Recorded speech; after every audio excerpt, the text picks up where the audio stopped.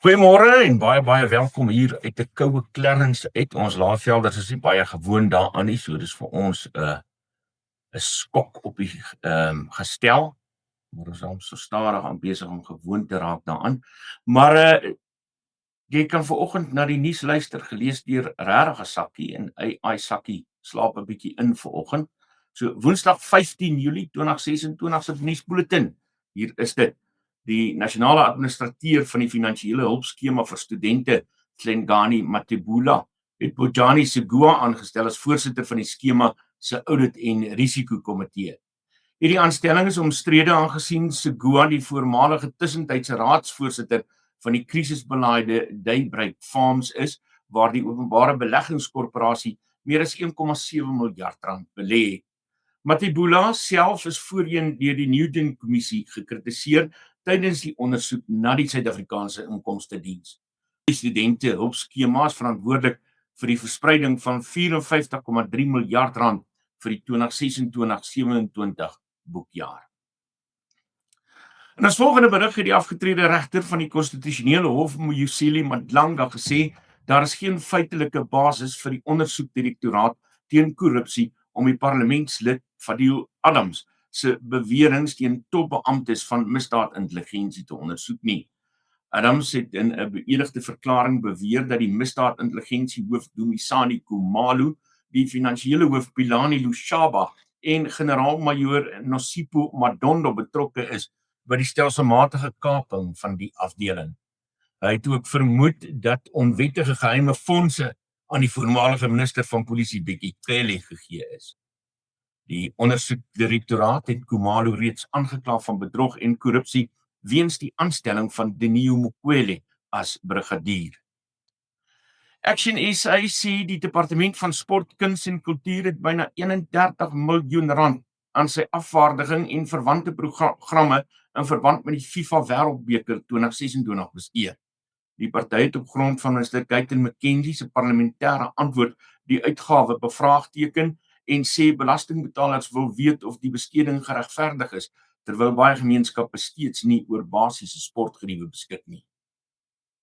'n Skokkende hofsaak in Pretoria het Landros Aubrey Mphahlele borgtog geweier aan die 34-jarige ma van 'n 6-jarige dogtertjie en die 44-jarige broer van haar kerel. Die meisie is na bewering gedurende die naweek van 8 tot 10 Mei vanjaar verkragt deur haar ma se 42-jarige kerel en sy broer. Die ma word aangekla van regsveruideling nadat sy glo die kind se bebloede klere gewas het om bewyse te vernietig. In Gauteng het die Suid-Afrikaanse Polisiediens se multidissiplinêre span saamgestel om die moord op Andile Somthada, die provinsiale leier van die March and March beweging, te ondersoek. Somthada is op 4 Julie in die oprit van sy huis in Greenfields, Ekurhuleni geskiet en het op 9 Julie in die hospitaal gesterf. Die waarnemende nasionale polisiekommissaris luitenant-generaal Puleng Dimpandi het die moord ten sterkste veroordeel. Dimpandi het ook die inhegtenisneming van 5 verdagtes in Marapong verwelkom wat hulle valslik as amptenare van binnelandse sake voorgedoen het om 'n Nigeriese sakeman te intimideer. In 'n ander hofsaak in Kempton Park het die verrigtinge teen generaal-majoor Feroz Khan, generaal-majoor Ibrahim Katwa en die sakeman Tariq Dean sonder Khan voortgegaan. Khan is steeds in die hospitaal nadat hy die slagoffer van 'n beweerde sluipmoordaanval was. In die Wes-Kaap is nog 2 verdagtes van 26 en 32 jaar oud in hegtenis geneem na 'n dodelike bendeverwante skietery in Wesbank, Malmesbury. Tydens die voorval Sondagoggend is 'n 22-jarige man en 'n 21-jarige vrou doodgeskiet, terwyl 8 ander mense, insluitend 'n 1-jarige baba, gewond is. Kolonel Andre Trout het bevestig dat 'n eerste 27-jarige verdagte reeds Dinsdag in die hof verskyn het en die ander 2 verdagtes sal na verwagting vandag in die Landdroshof verskyn.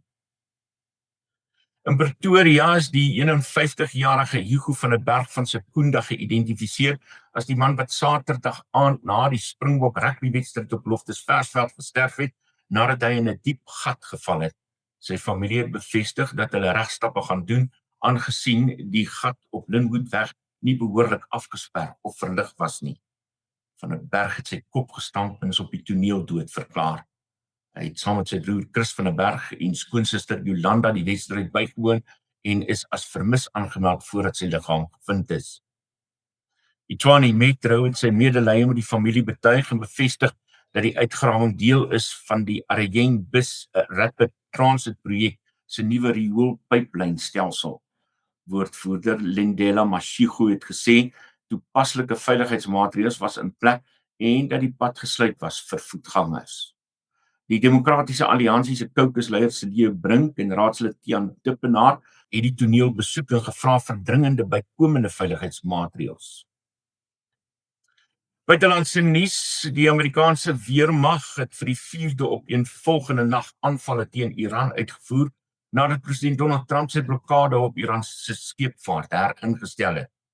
Bahrein en Kuwait is Woensdag weer geteken nadat 'n tussentydse wapenstilstand in duie gestort het. Die konflik het oorspronklik op 28 Februarie begin na Amerikaanse en Israeliese aanvalle. Trump het gedreig om kragsentrales en brûe te bombardeer indien Teheran nie terugkeer na die onderhandelingstafel nie.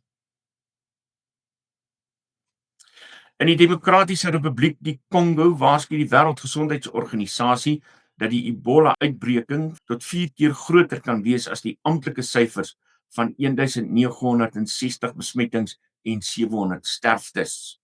In dieselfde wêreld het die 95-jarige miljardêr Warren Buffett aangekondig dat hy ophou om geld aan die Gates Stichting te skenk na onthullings oor Bill Gates se bande met die oorlede seksmisdadiger Jeffrey Epstein. Buffett skenk in plaas daarvan $6 miljard se Berkshire Hathaway aandele aan 4 gesinsstigtings wat deur sy kinders Susie, Howard en Peter bestuur word.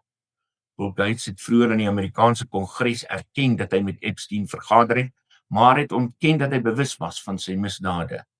Buffett het sedert 2006 reeds meer as $47 miljard aan die Gates Stichting geskenk. En ten slotte, in 'n onlangse insident by die Suid-China Landbou Universiteit is 'n student gevang toe 'n toesighouer opgemerk het dat sy bril se lense groen flikker. Die student het erken dat hy Lekkie Smart Glasses gedra het, 'n toestel wat toegerus is met 4 kragtige KI-modelle soos DeepSea.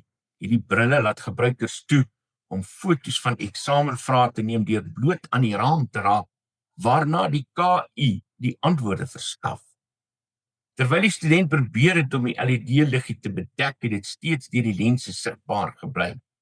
Die neiging versprei glo baie vinnig met advertensies op sosiale media wat sulke brille vir so min as $200 verhuur. Kenners waarsku dat dit vir toesighouers al hoe moeiliker word om bedrog te bekamp na mate die tegnologie meer verfyn raak. So, om te krip het nou 'n kwessie geword om deur 'n ander bril te kyk of so iets. Nee. Groetnis, dit was vandag se nuus net hier op Nuuspot, die tuiste van Afrikaanse stories agter die nuus. Ons gesels weer môre verder.